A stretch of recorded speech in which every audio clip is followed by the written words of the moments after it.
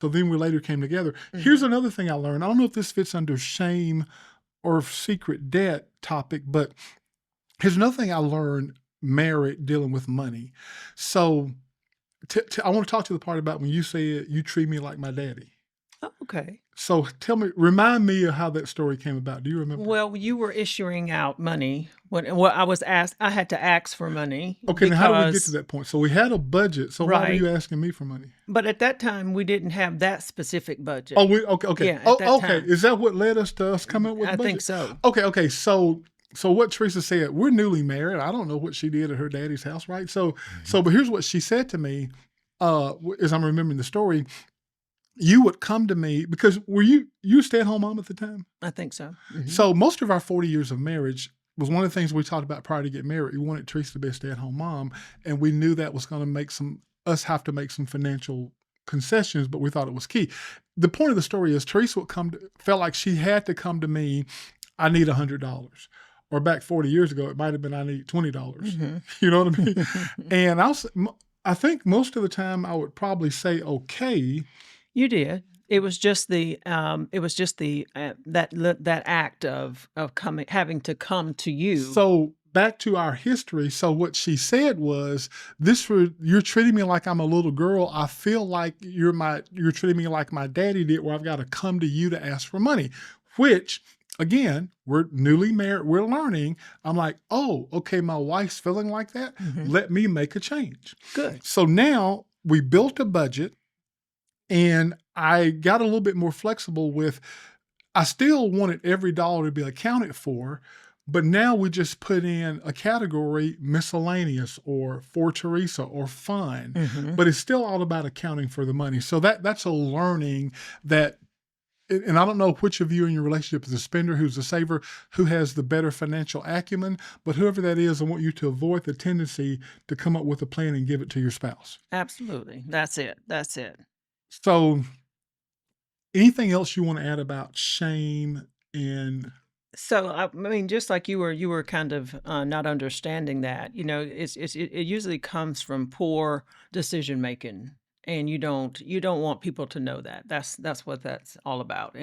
But I want to until you can become aware, you can't deal with the problem. So I don't want the shame to stop you from dealing with a financial issue. I think I'm following you on this, but this whole shame thing. So I got one spouse ran up credit card debt. I've heard stories about people hiding Amazon boxes. Hey, by the way, I noticed that we share an Amazon account and we see each other's everything. But the problem is, even if I want to order something for you for a surprise, you see it. I wonder if most people are doing that. But anyway, back to the hiding the boxes thing. Do you have real examples, like you've seen that in the therapy room, like the shame part, the hiding part? Well, yeah, just like buying stuff and leaving it in their trunk, and buying stuff and putting it in the closet before he or she knows about it. Yeah, I've seen that many times. But of course, like I say, that's a cop out. That's not actually dealing with what needs to be handled. You are grown. You're an adult. If you're going to buy something and you need to let your husband know, let your wife know. Wait a minute, everything I'm going to buy? No, not everything you're going to buy, but if it's something you're trying to hide, there's something wrong with that. Yeah, because why are you trying to hide it? Exactly. So be a man or be a woman about it, and be Okay. upfront about it. But Okay. but in order to deal with it and handle your shame, you need to bring it to awareness. Doesn't this speak to a bigger problem though? It does. Like if I'm buying stuff and hiding it from you, like in our situation, our finances are intermingled. Now we have business accounts for separate businesses, but our personal finances are intermingled. So so the people buying stuff and hiding it, can I conclude that their finances are separate? Usually, an account is, yes. So what are your thoughts on that? Well, like I say, if we had put it together, or if they had shared it, this is the way we want to have our finances. We'll have one housing account, and then we'll have each individual accounts. Then that would eliminate that problem. You see, because you can spend a certain amount of that account, and you don't have that shame. So I'm saying it would be kind of like that. Okay, but I'm not a fan of that, by the way. So here's What what do I you would mean you're say. not a fan I'm of? not a fan of, because you said one housing account, the individual separate accounts.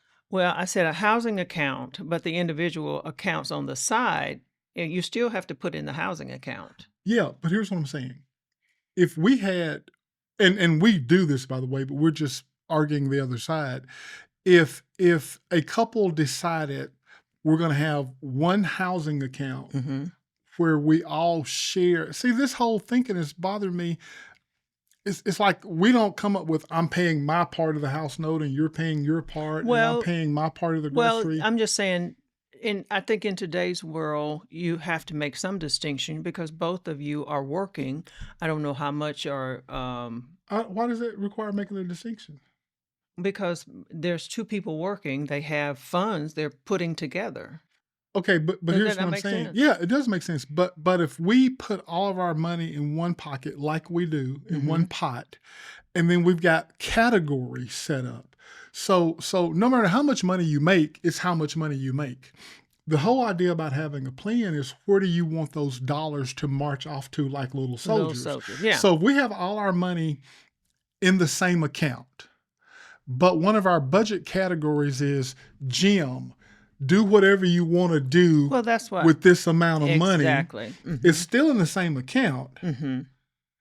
but it's a collaborative effort.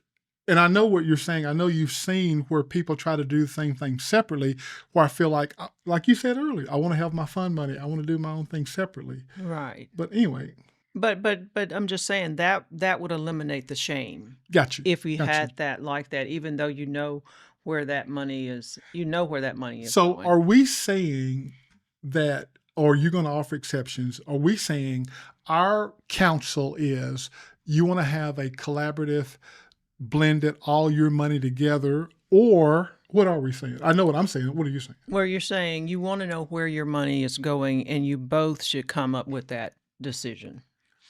Do you think it matters whether the money is together or separate? Well, just from financial, it should be together. And the reason I say that is each of you need to know what's going on in that area. So it's kind of about transparency.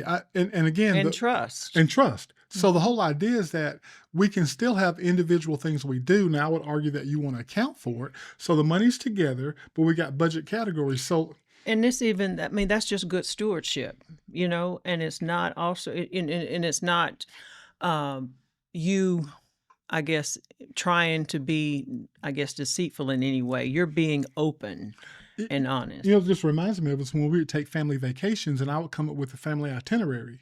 Mm-hmm. Because after all, who would take a vacation without an itinerary? And I remember you and the kids would get together behind my back, and you would come and say, "Hey, Dad, we don't like that you've got every minute accounted for," because who would make an itinerary without every minute accounted for? And you would say, "We want just some free time to do nothing." Yeah, I know. Remember what I would say? You'll plan that in. Yeah, I'm all in favor of free time to do nothing. Let's just put it in the plan. So 3 to 5, do nothing. So kind of what I hear us saying about the money thing is, if you want money that you can do whatever you want, that's a whole nother conversation. I'm not against that, but let's write it into the plan. Okay. All right. So I also want to just tap in on when we don't have these kinds of conversations, when we are trying to avoid the financial conversation, then in the relationship, it brings about mistrust.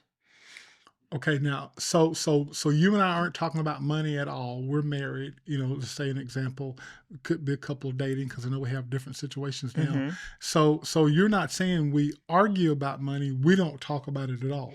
Right. Well, you might talk about it a little bit, but it's not a unite. You're not really sharing your goals and putting things together and planning and having that comfortability in the finances. If you don't have that, it does lead to mistrust on both parts. So if we're not talking about it and I don't know what you're doing, unfortunately, I think I hear what you're saying is, I assume the negative. A lot of times, yes. That's Okay. just where our little heads go to sometimes. All right.